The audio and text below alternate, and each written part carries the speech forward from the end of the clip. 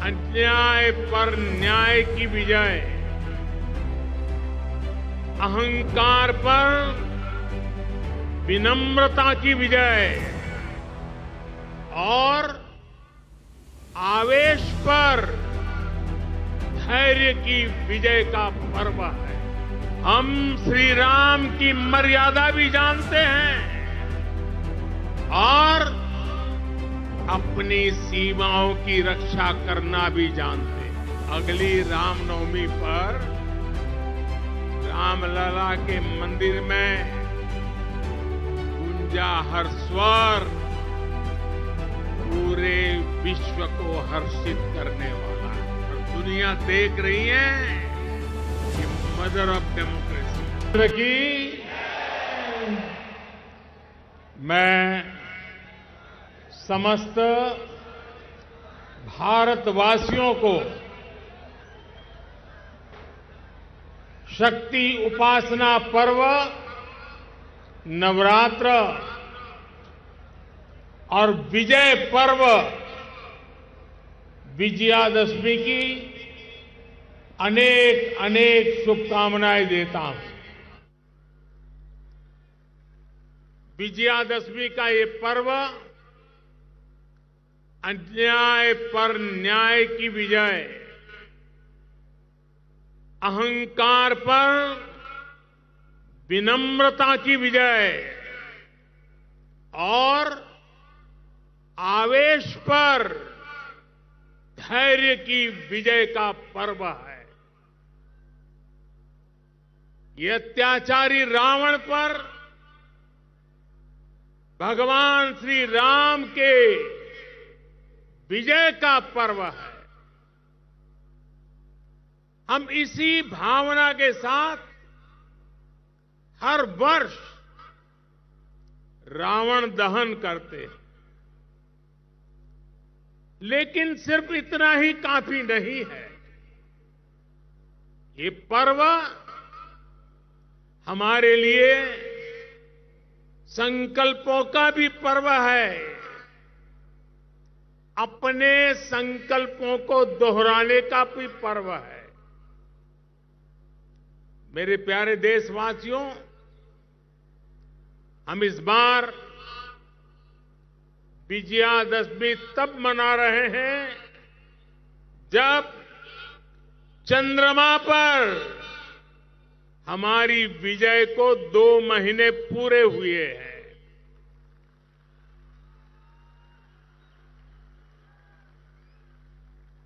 विजयादशमी पर शस्त्र पूजा का भी विधान है। भारत की धरती पर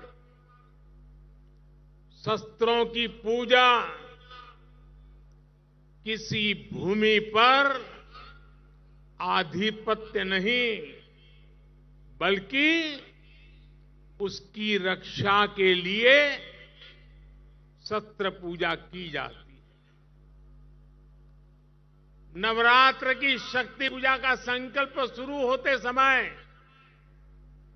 हम आराधना करते हैं,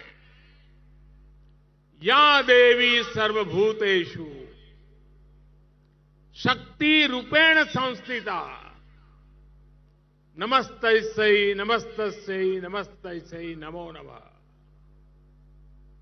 जब पूजा पूर्ण होती है तो हम कहते हैं, देहि सौभाग्य आरोग्यम देहि मे परमम सुखम रूपम देहि जयम देहि यशो देहि विशो जहि। हमारी शक्ति पूजा सिर्फ हमारे लिए नहीं, पर पूरी सृष्टि के सौभाग्य, आरोग्य, सुख, विजय और यश के लिए की जाती है। भारत का दर्शन और विचार इन्हीं मूलभूत सिद्धांतों को जीता। हम गीता का ज्ञान भी जानते हैं और आईएनएस विक्रांत और तेजस का निर्माण भी जानते हैं।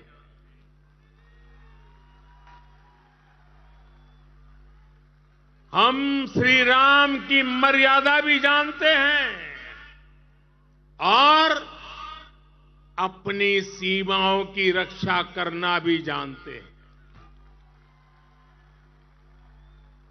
हम शक्ति पूजा का संकल्प भी जानते हैं और कोरोना में सर्वे संतु निरामया ये मंत्र भी जी करके दिखाते हैं।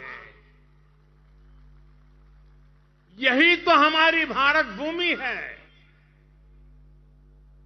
भारत की विजयादशमी भी यही विचार का प्रतीक है।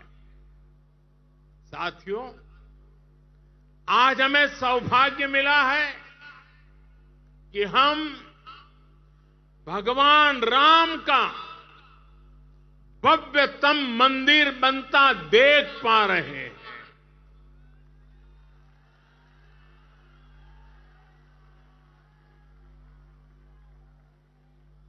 और अयोध्या की अगली रामनवमी पर रामलला के मंदिर में गूंजा हर स्वर पूरे विश्व को हर्षित करने वाला है। वो स्वर जो शताब्दियों से यहां कहा जाता है, भय प्रगट कृपाला दीन दयाला कौशल्या हितकारी। भगवान राम की जन्मभूमि पर बन रहा भव्य मंदिर, दिव्य मंदिर, सदियों की प्रतीक्षा के बाद हम भारतीयों के धैर्य को मिली विजय का प्रतीक है। राम मंदिर में भगवान राम के विराजमान के बस कुछ ही महीने बचे हैं। भगवान श्री राम बस आने ही वाले हैं। और साथियों, उस हर्ष की परिकल्पना कीजिए जब शताब्दियों के बाद राम मंदिर में भगवान राम की प्रतिमा विराजेगी। राम के आने के उत्सव की शुरुआत तो विजयादशमी से ही शुरू हो गई थी।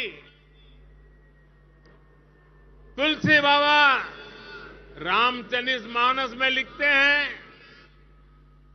सगुन हो ही सुंदर सकल मन प्रसन्न सबके, प्रभु आगमन जनाओ जनु नगर रम्य चहु फेर। यानी जब भगवान राम का आगमन होने ही वाला था तो पूरी अयोध्या में शुगुन होने वाला था। तब सभी का मन प्रसन्न होने लगा। पूरा नगर रमणीक बन गया। ऐसे ही शगुन आज हो रहे हैं। आज भारत चंद्रमा पर विजयी हुआ है। हम दुनिया की तीसरे सबसे बड़ी अर्थव्यवस्था बनने जा रहे हैं।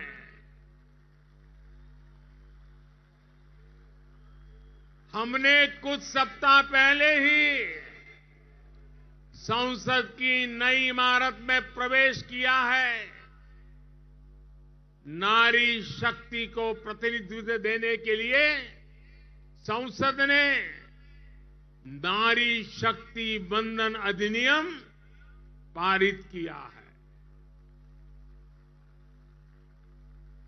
भारत आज